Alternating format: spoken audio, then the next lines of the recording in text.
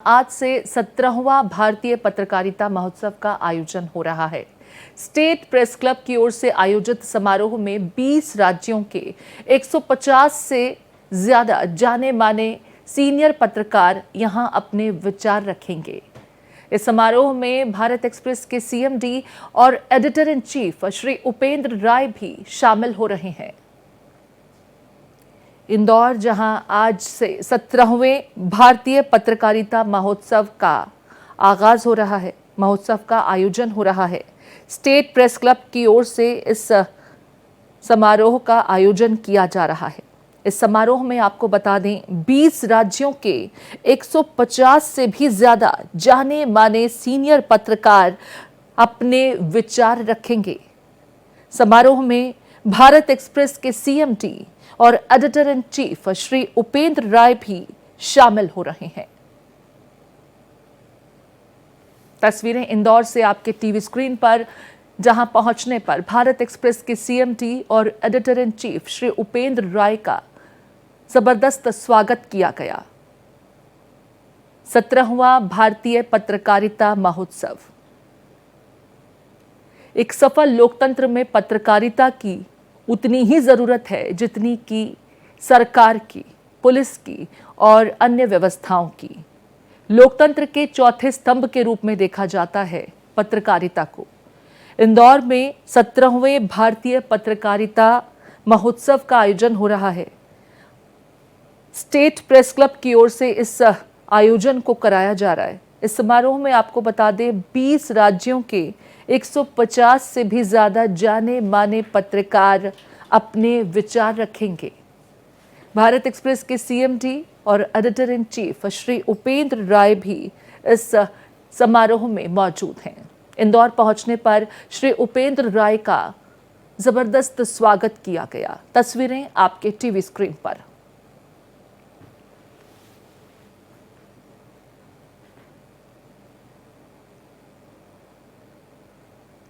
भारतीय पत्रकारिता महोत्सव 17वां संस्करण इसे हम कह सकते हैं।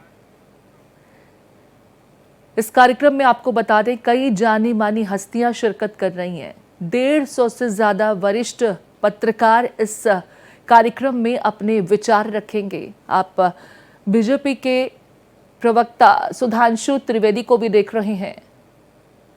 भारत एक्सप्रेस के सीएमडी श्री उपेंद्र राय इस कार्यक्रम में मौजूद हैं, जो अपने विचार यहां रखेंगे।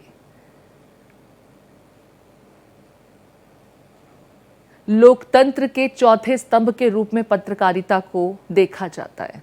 ऐसे में इंदौर में 17वें भारतीय पत्रकारिता महोत्सव की शुरुआत होने जा रही है। इस कार्यक्रम में 20 राज्यों के 150 से भी ज्यादा सीनियर जर्नलिस्ट अपने विचार रखते नजर आएंगे।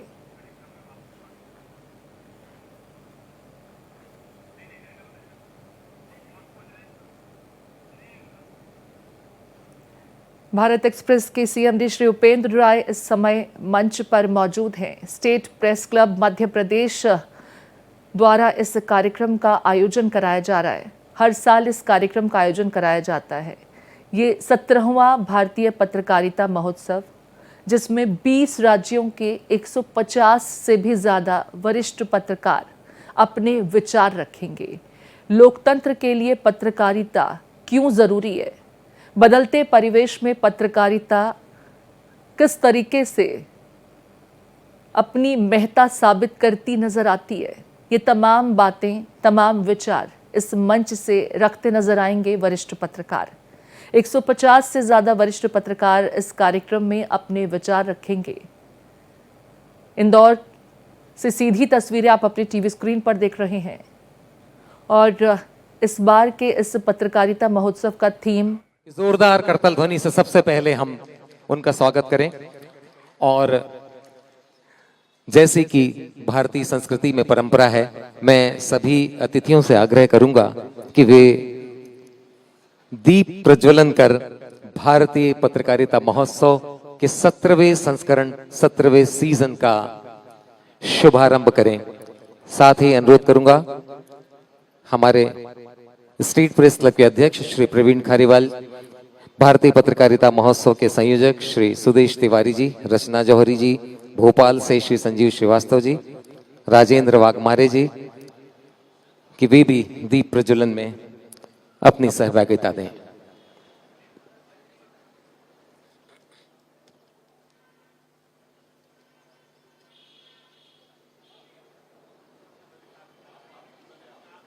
इस वक्त मंच पर दीप प्रज्वलन हो रहा है। भारतीय पत्रकारिता महोत्सव का 17वां संस्करण इसे हम कह सकते हैं। 17वां भारतीय पत्रकारिता महोत्सव इंदौर में आयोजित हो रहा है। सीधी तस्वीरें आप अपनी टीवी स्क्रीन पर देख रहे हैं। स्टेट प्रेस क्लब द्वारा आयोजित इस कार्यक्रम में 20 राज्यों के 150 से भी ज्यादा वरिष्ठ पत्रकार पहुंच अपनी बातें रखेंगे। मंच पर आप भारत एक्सप्रेस के सीएमडी एवं editor in chief Shri Upendra Rai को देख रहे हैं। श्री सुदेश तिवारी भी आप मंच पर देख सकते हैं। इस बार के इस महोत्सव का थीम एआई से जुड़ा हुआ है। मंच पर आप बाकायदा पीछे स्क्रीन पर एआई के जरिए जो परिवर्तन आ रहे हैं उस संदर्भ में सकारात्मक चर्चा होते हुए देखेंगे।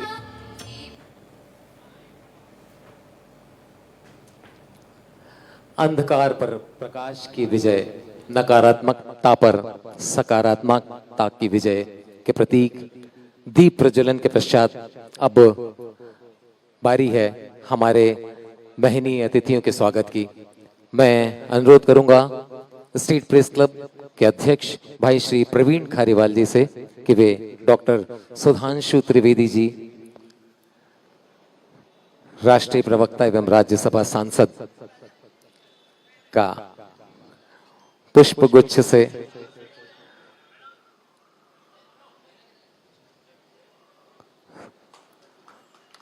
स्वागत करें। यह विशेष रूप से अंगवस्त्र बनाया गया है।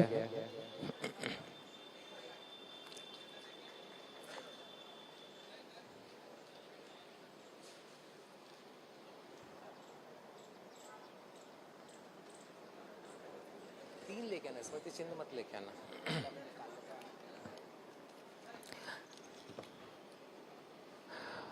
अब मैं अनुरोध करूंगा भारतीय पत्रकारिता महोत्सव के संयोजक श्री सुदेश तिवारी जी से कि वे पूर्व केंद्रीय मंत्री, वरिष्ठ भाजपा नेता एवं अनेक पदों को शोभायमान कर चुके श्री सुरेश पचौरी जी का स्वागत करें।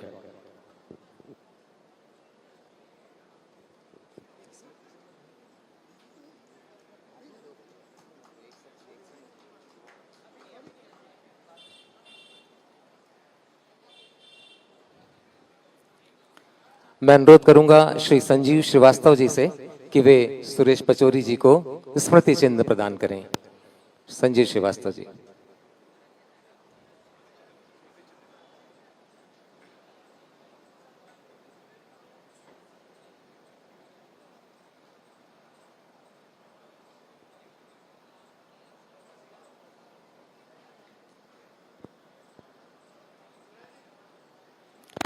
सुश्री सोनाली यादव जी से अनुरोध है कि वे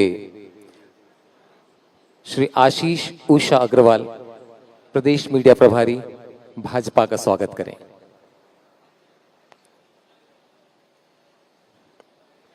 मैं अनुरोध करूंगा श्री मनोहर लिंबोदिया जी से कि वे श्री आशीष उषा अग्रवाल, प्रदेश मीडिया प्रभारी, भाजपा का स्वागत करें।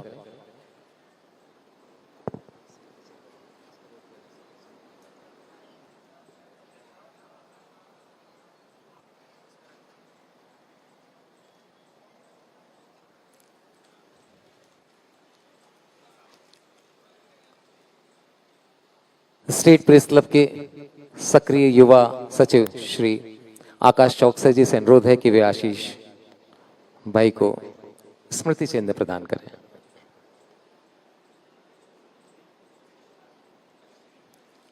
अनुरोध करूंगा श्री अजय भट्ट जी से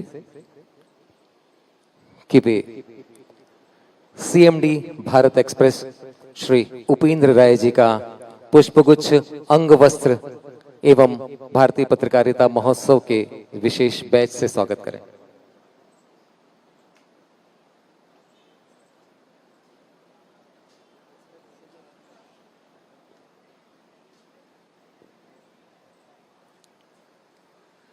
हम उपेंद्र राय जी के लगातार संबल और उनके सहयोग के बहुत आभारी हैं। भारतीय पत्रकारिता महोत्सव को लगातार भारत एक्सप्रेस एवं श्री उपेंद्र राय जी का संबल मिलता है। मैं अनुरोध करूंगा भाई श्री प्रवीण खारीवाल जी से कि वे भारतीय पत्रकारिता महोत्सव के एक अनन्य सहयोगी, एक संबल के रूप में श्री उपेंद्र राय जी का स्वागत करें, जिन्होंने देश के बदलते पर आयामों को बहुत करीब से देखा है, उसका अध्ययन किया है। Shri Upendra Rai ji, CMD Bharat express. Hello, आज इसके 17वें एडिशन में आके मैं स्वयं को गौरवान्वित महसूस कर रहा हूं। सबसे पहले मंच पर बैठे हमारे बड़े भाई बहुत ही वरिष्ठ नेता हैं। मैं कह सकता हूं कि जब हम लोग बचपन में थे तब आपको माया पत्रिका इंडिया टुडे में देखते थे, सुरेश पचौरी सर, और उनके बगल में बैठे सुधांशु त्रिवेदी जी, वो भी मेरे बड़े भाई हैं और उनको आज पूरा देश सुनता है। जब वो बोलते हैं तो लोग रुक करके सुनते हैं और मैं भी सुनता हूं। और अभी संसद में वक्फ पर जो आपने भाषण दिया, मैं उनको बता रहा था कि जब कोई चीज पूरी दुनिया घूम के आपके मोबाइल पे आती है तो समझिए कि वो वायरल हो जाती है। तो आपका हर बात, हर जो है संवाद वायरल होता है, लेकिन वक्फ पर जो आपने बात रखी राज्यसभा में, वो भूतो न भविष्यति थी। पूरे भाषण को मैंने भी सुना। आशीष जी, वाघमारे जी, भट्ट जी, श्रीवास्तव जी, आप सब आज इस मंच पर हैं। प्रवीण भाई से मेरी फोन पे जब बातचीत हुई थी तो उन्होंने कहा था कि एआई के खतरे और संभावनाएं, परिवर्तन, इसी के इर्द गिर्द भाई साहब आपको बोलना है। मैं ज्यादा समय नहीं लूंगा, लेकिन फिर भी थोड़ा समय तो लगेगा ही, विषय नया है और थोड़ा जटिल भी है। तो सबसे पहले दो बातें, एआई मतलब आर्टिफिशियल इंटेलिजेंस, और दूसरा जिस एआई को जिसने बनाया वो ह्यूमन इंटेलिजेंस ने बनाया, यानी कृत्रिम बुद्धिमत्ता रखने वाली एक चीज, एक मशीन को हमारे जैसे ही किसी वैज्ञानिक ने, हमारे जैसे, आप जैसे ही किसी आदमी ने बनाया। लेकिन जो आज बहस चल पड़ी है, विमर्श चल पड़ा है कि एआई से कितना खतरा है। मैं एआई से 1% भी मनुष्यता को या रोजगार के खतरे के रूप में नहीं देखता। मैं इसको एक अवसर के रूप में देखता हूं। इसलिए देखता हूं कि जो दुनिया की रिपोर्ट बता रही है कि करीब करीब 80 करोड़ नौकरियां जाएंगी तो 95 करोड़ नौकरी मिलेंगी, यानी जितनी नौकरियां अभी हैं उसमें 15 करोड़ नौकरियों का इजाफा होगा एआई के आने से। अब एक छोटी सी कहानी से अपनी बात शुरू करना चाहता हूं कि एआई कभी ह्यूमन इंटेलिजेंस का मुकाबला नहीं कर सकता। क्यों नहीं कर सकता? भारत के एक बहुत महान गणितज्ञ हुए रामानुजम, जो हमारे दक्षिण भारत के तमिलनाडु राज्य में पैदा हुए, अगर मैं गलत नहीं हूं तो, कई बार जगह मैं भूल जाता हूं, दक्षिण भारत में पैदा हुए। और उनकी जो जीवनी बताती है कि वो 10वीं फेल हो गए, 10वीं पास नहीं कर पाए। लेकिन गणित के बारे में उनकी जो समझ थी, वैसी समझ पृथ्वी पर अभी दूसरे किसी व्यक्ति की नहीं पैदा हुई। कहा जाता है उनके बारे में, या जितना लिखा गया है, थोड़ा बहुत मैंने भी सुना है, पढ़ा है, कि रामानुजम की प्रतिभा बहुत अलग तरीके थी गणित के बारे में। हालांकि और विषयों के बारे में नहीं रही होगी तो वो शायद 10वीं फेल हो गए। उनको एक बड़ी छोटी सी क्लर्क की नौकरी मिली और अंग्रेजों का शासन था, तो अक्सर रामानुजम को डांट पड़ती थी कि क्या बैठ के हल करते रहते हो, क्या लगाते, क्या लिखते पढ़ते रहते हो। एक दिन जो उनका सुपीरियर था, जो अंग्रेज था, उसके कान तक भी बात पहुंची कि पूरे दिन बैठ के ऑफिस का काम तो कुछ घंटों में खत्म कर लेता है, फिर ये कुछ करता है। वो सज्जन आए और उन्होंने देखा, थोड़ी बहुत उस ऑफिसर को गणित की समझ थी। उसने रामानुजम के मैथमेटिक्स के प्रमेय और फार्मूलों को देखा तो बड़ा प्रभावित हुआ। उसने रामानुजम के बारे में जानकारी ली कि भाई ये आदमी कैसे ऐसा लिखाई पढ़ाई कर रहा है और मैथमेटिक्स का इसको ज्ञान इतना कहाँ से आया। मैं एआई से इसको कनेक्ट करूंगा, इसलिए एक कहानी आप लोगों को सुना रहा हूं। और उसके आश्चर्य का ठिकाना नहीं रहा कि एक 10वीं फेल आदमी जो क्लर्क की नौकरी मेरे ऑफिस में करता है, वो गणित के इतने गूढ़ सिद्धांतों के बारे में रचना कर रहा है। और मुझे भी थोड़ी बहुत गणित आती है, लेकिन मैं इतना कह सकता हूं कि ये कुछ अद्भुत कर रहा है।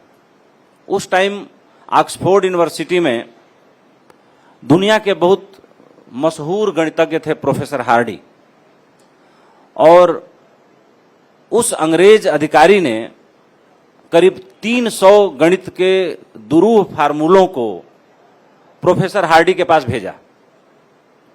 जैसे प्रोफेसर हार्डी ने ऑक्सफोर्ड यूनिवर्सिटी में उन गणित के सिद्धांतों को और फार्मूलों को देखा, देखते ही उन्होंने तुरंत रामानुजम से संपर्क किया और उनको लंदन बुलवाया।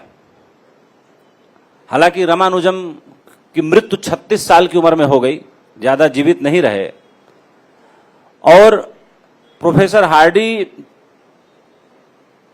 ने लिखी है रामानुजम के बारे में कि रामानुजम से जब कोई सवाल पूछा जाता था तो सवाल पूछने से पहले ही रामानुजम उसका उत्तर दे देते थे। यानी सवाल पूरा हो उससे पहले रामानुजम का उत्तर तैयार रहता था।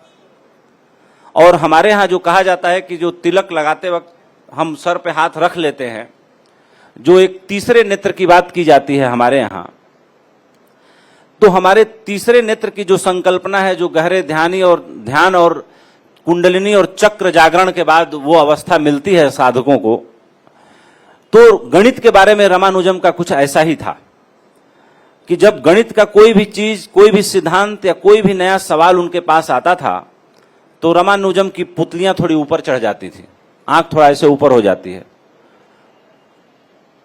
और उसी क्षण उत्तर आ जाता था।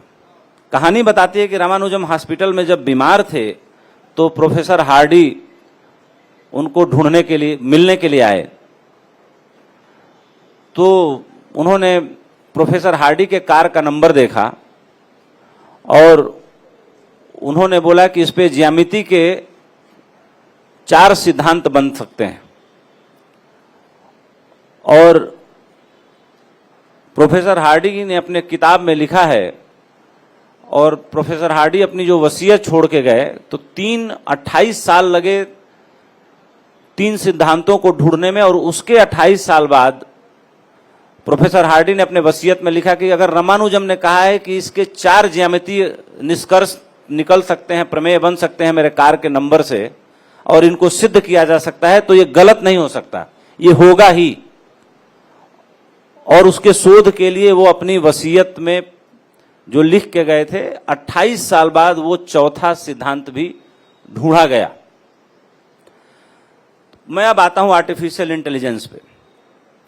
आर्टिफिशियल इंटेलिजेंस हमारे आपकी तरह से ही किसी आदमी के द्वारा कृत्रिम रूप से तैयार की गई एक चीज है।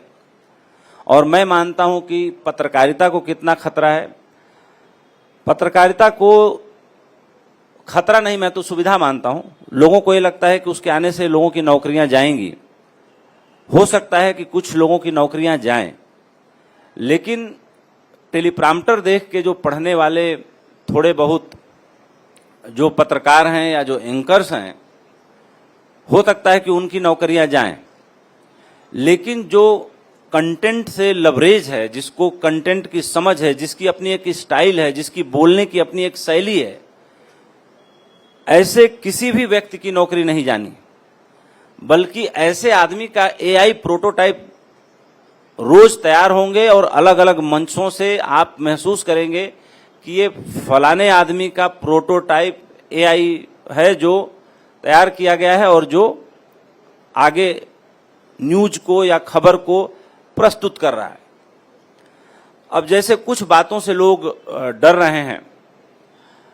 ली सिडोल चेस के वर्ल्ड चैंपियन रहे बहुत बार। तो एआई के प्रोटोटाइप रोबोट ने ली सिडोल को 1 ही मिनट के अंदर 8 मिनट में 8 बार हरा दिया। यानी वर्ल्ड चैंपियन को प्रोटोटाइप एआई ने 8 बार हरा दिया 8 मिनट में। अब इस बात को कोई सामान्य बुद्धि का आदमी सुने समझे तो उसको लगेगा कि नहीं भाई ये तो बड़ा खतरा है। मैं इसको खतरा इसलिए नहीं मानता कि आदमी की बुद्धि और मशीन की बुद्धि दोनों में बड़ा गहरा अंतर है। जैसे मशीन के अंदर जो डेटा डाला गया है या जितना उसको बताया समझाया गया है, मशीन उतना ही रिस्पांस करेगी, उतना ही बताएगी और उतना ही समझाएगी और उतना ही काम करेगी। अब ली सीडोल को उसी एआई से पूछा गया कि भाई तुमने ये वर्ल्ड चैंपियन इनको कैसे हरा दिया, सवाल उठता है। तो मशीन तो ईमानदार होती है, मशीन के अंदर तो मैनिपुलेशन होता नहीं।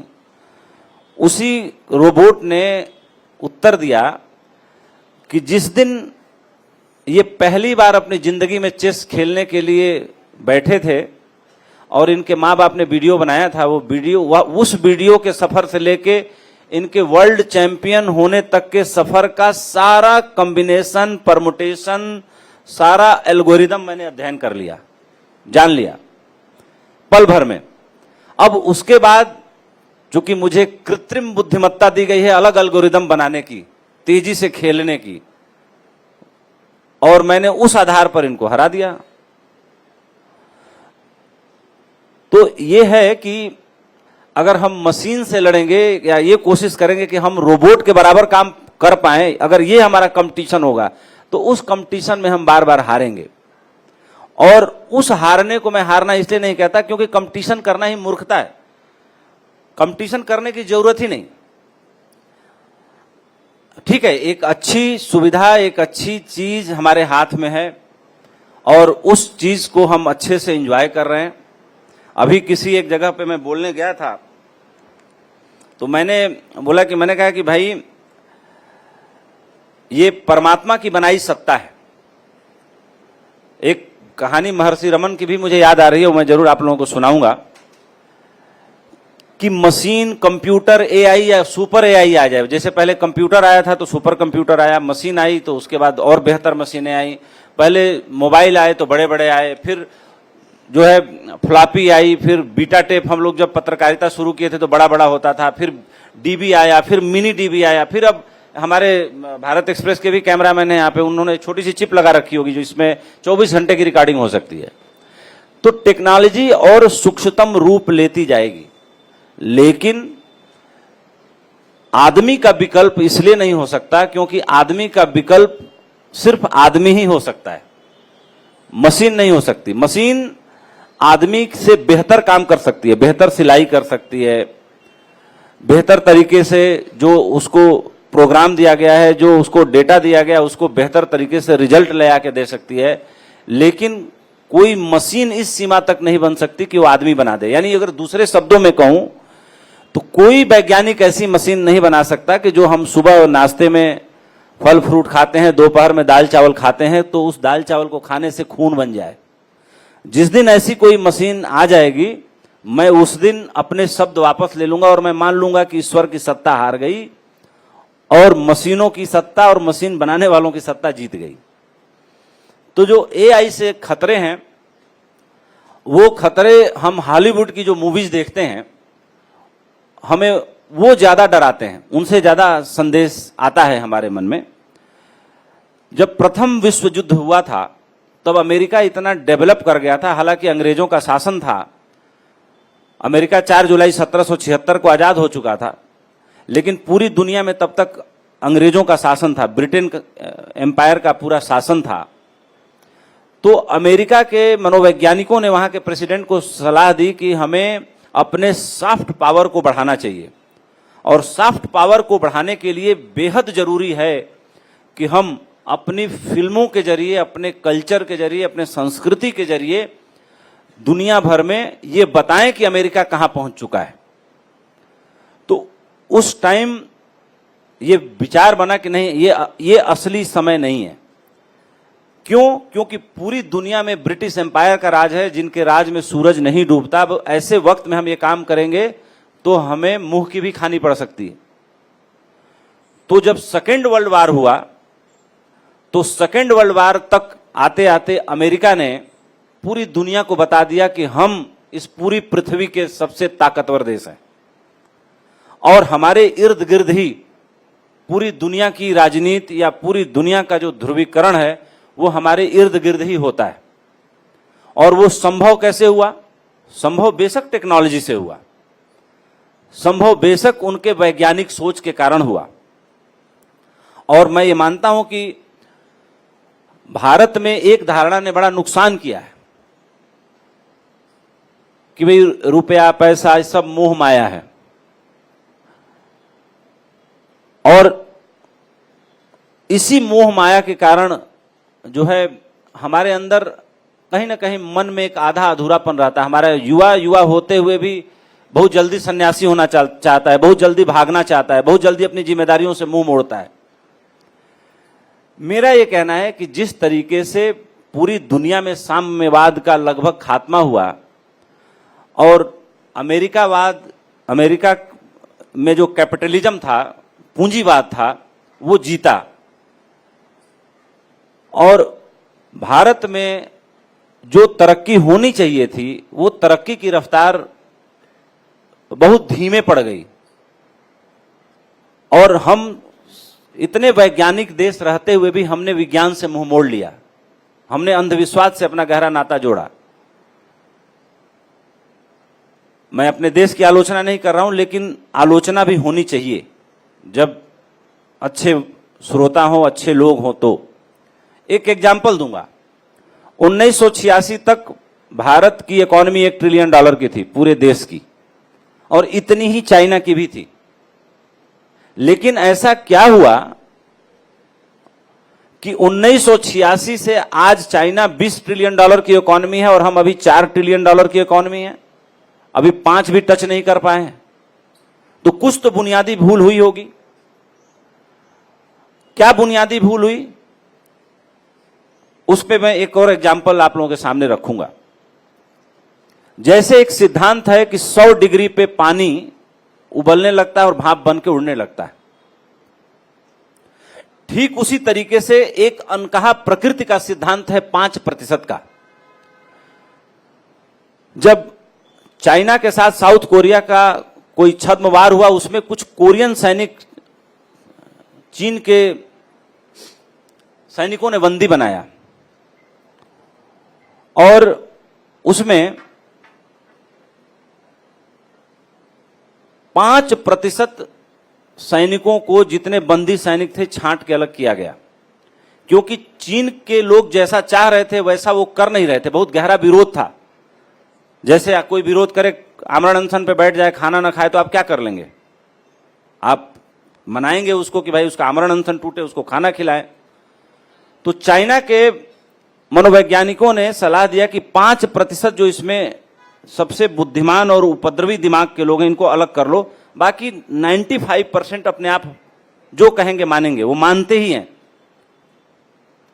पशु पक्षियों में भी एक सिद्धांत है, जैसे हर कबूतर चिट्ठी नहीं पहुंचा देता है, कबूतरों में भी 5% ही कबूतर हैं जिनको ट्रेन किया जाता है तो वो चिट्ठी, और 5% ही बाज हैं जिनको ट्रेन किया जाता है तो वो पत्र को एक जगह से दूसरे जगह पहुंचाया करते थे। और अभी भी ये सिस्टम है।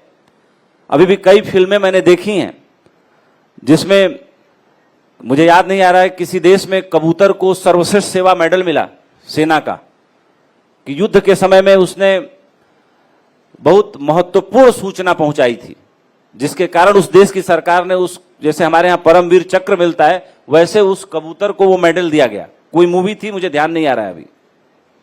तो आर्टिफिशियल इंटेलिजेंस का जमाना है। जब औद्योगिक क्रांति हुई थी तब भी यही सवाल आया था कि सारे लोग बेरोजगार हो जाएंगे, लेकिन रोजगार और ज्यादा निकल के आया। और मेरा यह मानना है कि जब आर्टिफिशियल इंटेलिजेंस भारत में बहुत अच्छे से आ गया है, मीडिया में तो अब हम लोग यूज भी करने लगे हैं। डिजिटल मीडिया में जितने वॉइस ओवर होते हैं, बता रहे थे हमारे साथी कि 50% से ज्यादा वॉइस ओवर अब एआई करता है। हमारे ऑफिस में भी कुछ उपद्रवी बच्चियां हैं जो चैट जीपीटी की मदद से रोज 5 कंप्लेन भेजते हैं मुझे। तो एक दिन मैंने पूछा कि भाई इतना जल्दी जल्दी कैसे लंबा लंबा 10-10 पेज का कंप्लेंट टाइप हो जा रहा है भाई, ये कब टाइम मिलता है? तो एक लड़के ने मुस्कुराते बोला सर उस चैट जीपीटी का कमाल है। तो चैट जीपीटी ने एक सुविधा भी दी है, इसमें एक मजा भी है। तो एक आध टॉपिक मैंने नोट किया था कि बात हो तो जरूर बात होनी चाहिए। हाँ,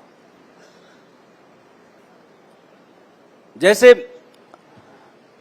हम लोग भारत के लोग खास तौर से बहुत ज्यादा थ्रिल्ड क्यों हैं, मतलब आर्टिफिशियल इंटेलिजेंस से, रोबोट से, इससे उससे।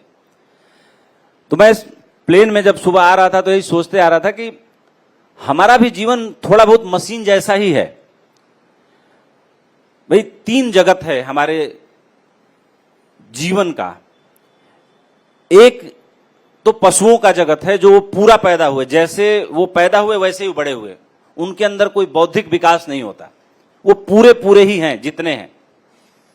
एक जगत है बुद्धों का, जो होने के लिए आए थे उस अपनी ऑप्टिमम ऊंचाई को उन्होंने प्राप्त कर लिया। कोई बुद्ध हो गए, कोई महावीर हो गए, कोई कृष्ण हो गए, कोई राम हो गए, कोई मीरा हो गए, कोई रैदास हो गए, कोई दादू हो गए। एक लंबी परंपरा है। सप्तऋषि आए तो उनको सप्तऋषियों का दर्जा मिला। विश्वामित्र जैसे राजा जो बाद में वैराग्य धारण किए, वो ऋषि से महर्षि का दर्जा मिला। यानी एक बुद्धों का लोक है। बीच में हम मनुष्य हैं और हमारे जीवन में बड़ा तनाव है।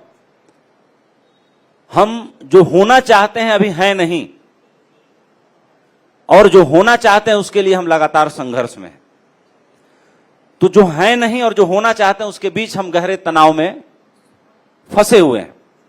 और जो हमारा जीवन है वो भी कुछ मशीनों जैसा ही है। हम करते क्या हैं?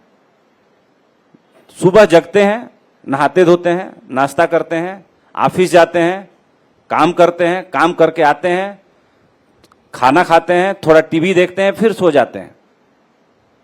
इसमें ऐसा क्या है जीवन जैसा? रोबोट को भी ट्रेन कर दिया जाए तो रोबोट भी डिट्टो ऐसा कर ले। इससे अच्छा जीवन तो मैं कहता हूं कि पेड़ पौधों का है। वो भी जमीन से न्यूट्रिशन और जो उनको चाहिए प्रकृति से ऑक्सीजन, कुछ पेड़ ऑक्सीजन लेते हैं, कुछ कार्बन डाइऑक्साइड छोड़ते हैं, कुछ कार्बन डाइऑक्साइड लेके ऑक्सीजन छोड़ते हैं, लेकिन उनका एक गहरा अनुशासन तो है भाई। बसंत ऋतु आती है तो पूरे माहौल को बदल देते हैं। कुछ पेड़ कुछ गहरी खुशबू देते हैं, कुछ प्रकृति को, हमारे आप जैसे बीमार लोगों को दवाएं देते हैं। लेकिन हम किसको क्या देते हैं? हम अपना परिवार पालने के अलावा, या कह सकते हैं कि वही 5% का जो सिद्धांत है, यानी अपने लिए जीने के अलावा कितने लोग हैं जो समाज के लिए जीते हैं? तो क्या हम कुछ यंत्रवत मशीन की तरह नहीं जीते? मैं तो बहुत गहराई से सोचता हूं, मुझे लगता है कि हम बहुत ज्यादा गहराई में मशीन ही बन के हैं, रह गए हैं। मशीन की तरह ही हम जी रहे हैं, उससे ज्यादा हम कुछ ज्यादा कमाल नहीं कर रहे हैं। अब एक और चीज मैं बताना चाहूंगा कि मनुष्यता क्या है, मानव धर्म क्या है, जीवन क्या है, और मशीन और आदमी की जो सत्ता है वो हमेशा अलग क्यों रहेगी। मैं इस पूरे कालखंड को जहां हम बैठे हैं, अक्सर लोग कहते हैं कि पहले का समय बहुत अच्छा है। मैं इस बात से कभी राजी नहीं होता। मैं ये कहता हूं कि आज का जो समय है वो इस पृथ्वी पर का उतरा हुआ सबसे सुंदरतम समय है। सबसे सुंदरतम समय में हम जी रहे हैं। पहला एग्जाम्पल, 80s में मेरा जन्म हुआ, साल 1982 में। उस समय तक जब बच्चे पैदा होते थे तो टेटनस और पीलिया हो जाता था। हमारी पूरी जनरेशन की 70% जो आबादी थी, यानी जो नए बच्चे थे, वो बीमार पैदा होते थे। उनके अंदर जो जीवंत ऊर्जा थी वो बीमारी से लड़ने में खर्च हो जाती थी। मेल न्यूट्रिशन था। लेकिन अब बच्चा जो कंसीव करती है मां, गर्भ में कंसीव करने से डिलीवरी के दिन वो डॉक्टर की निगरानी में पैदा होता है। वो बीमार नहीं होता जल्दी। 100 में 2-4 बच्चे, 1-2 बच्चे बीमार हो गए। अब बच्चा बीमार नहीं होता। अब तो ये टेक्नोलॉजी आ गई कि आपके बच्चे के आंख का कलर नीला हो कि पीला हो, आप अंग्रेज बच्चा पैदा करना चाहते हैं यहाँ भारत में बैठ के, या चीनी बच्चा पैदा करना चाहते हैं, वह सारी व्यवस्थाएं उपलब्ध हैं। सन 75 में आचार्य रजनीश ने अपने एक भाषण में बोला था, पुणे में, मैंने खुद सुना था कि 50 साल इंतजार करो, जैसे दुकानों पर बैगन के और टमाटर के, आलू के बीज के पैकेट रखे रहते हैं, वैसे डॉक्टरों की दुकानों में बच्चों की लगी फोटो और कितने साल ये जिएगा, कैसा इसका कैरेक्टरिस्टिक होगा, कैसा इसका कलर होगा, कौन कौन सी बीमारियां इसको नहीं होंगी, इस डिटेल के साथ पैकेट रखा होगा। और तुम ऐसा बच्चा चाहते हो, जाओगे, वैसा बच्चा चुनोगे, वैसा बच्चा तुम्हारे घर 9 महीने में आ जाएगा। यह व्यवस्था हो गई 50 साल में। 50 साल में दिल्ली, बंबई में, पुणे में अनेकों डॉक्टर हैं जिनको मैं जानता हूं, आपको ऐसा बच्चा दे देंगे। इसमें कोई ज्यादा ताज्जुब करने की बात नहीं है। तो मैं पूरे कालखंड को 8 हिस्सों में बांटता हूं। जहां हम बैठे हैं, जब हम आदि मानव थे, जब पृथ्वी का जन्म हुआ, तो हमारी औकात क्या थी? हमारी औकात कीड़े मकोड़ों से थोड़ी ऊपर थी। यानी दिन ढलने से बहुत पहले हम छुप के पेड़ों पर चले जाते थे, और दिन निकलने के बहुत बाद हम थोड़ा बहुत खाने पीने के जुगाड़ में निकलते थे। महीने में बमुश्किल 2-4 दिन हमें खाना मिलता था। आज हम जितना खा रहे हैं, जो आजकल के डॉक्टर ये कहते हैं कि सारी बीमारी इस पृथ्वी पर खाने के कारण है। जो जितना कम खाएगा वो उतना ज्यादा लंबा जिएगा और उतना कम बीमार रहेगा। तो पहले जब हम आदि मानव थे तो हमारी स्थिति ऐसी थी, हम सबसे डरे हुए लोग थे, हमारे अंदर बुद्धि का विकास नहीं था। पहली क्रांति हुई, जिसको मैं आदि मानव युग, दूसरा युग मानता हूं, जब आदमी ने किसी तरह से आग का आविष्कार किया। आग का आविष्कार इस मनुष्यता का सबसे बड़ा आविष्कार है। और आग के आविष्कार के बाद आदमी जो है बड़े बड़े जानवरों को डराने लगा, और वो हाथी, चीता, भालू सबसे टक्कर लेने लगा और उनको डराने लगा, उनको धीरे धीरे काबू भी करने लगा। फिर जंगल में हमारा शासन हुआ। कहते हैं जंगल का राजा शेर है, लेकिन होगा शेर, लेकिन पृथ्वी पर अब शासन तो मनुष्यों का ही है। तब हमारे हाथ में पहली बार ताकत आई। ये दूसरा युग। तीसरा युग, जब हमारे अंदर कपड़ा पहनने की, समूह में रहने की कला आई, ये तीसरा युग। चौथा युग, जब उसके बाद हम विकसित हुए, जब किंगडम बनने लगे, जब अलग अलग तरह की चीजें धीरे धीरे आविष्कार में आने लगी, लेकिन वो बड़े कम लोगों के लिए थी, बहुत चुने हुए लोगों के लिए सुविधाएं थी। आज की तरह नहीं कि सबके घर में एसी है। उस टाइम एसी था तो वो अलग तरह का एसी था, जो फिल्मों में आप लोग देखते हैं, वो राजाओं के लिए व्यवस्था थी। तो वो मैं उसको 5वां युग मानता हूं। 6वां युग, जब छोटे कल पुर्जे इस्तेमाल में आए। 7वां युग, जब इंडस्ट्रियल रेवोल्यूशन हुआ पूरे तरीके से। 8वां युग, जब पूरा कंप्यूटराइजेशन हुआ, कंप्यूटर आ गया पूरी दुनिया में, कंप्यूटर का राज आ गया, यानी आर्टिफिशियल इंटेलिजेंस टाइप की चीजें धीरे धीरे आ गई सेमी लेवल पे। और 8वां युग जो है ये सुपर एआई का है और स्टार्टअप का है। तो दुनिया आदिम युग से लेके यहां तक पहुंची है, तो इसमें टेक्नोलॉजी का बेशक योगदान है। तो मैं ये कहना चाहता हूं अपनी इस एक लाइन से अपनी बात समाप्त करके, कि इस टेक्नोलॉजी ने हमें यहां तक पहुंचाने में बहुत सहयोग किया है, इससे नुकसान नहीं हुआ। तो एआई जो आ रहा है, उससे न तो नुकसान पत्रकारिता के जगत में किसी का होना है, न तो आम आदमी के जीवन में इससे किसी का नुकसान होना है, बल्कि हम जहां खड़े हैं उससे एक बहुत बड़ा क्वांटम जंप ले करके एक नए मनुष्य को जन्म देने की दिशा में आगे बढ़ने वाले हैं। समय मैंने काफी लिया, ले ही लेता हूं। इसी के साथ अपनी बात समाप्त करता हूं। जय हिंद, जय भारत।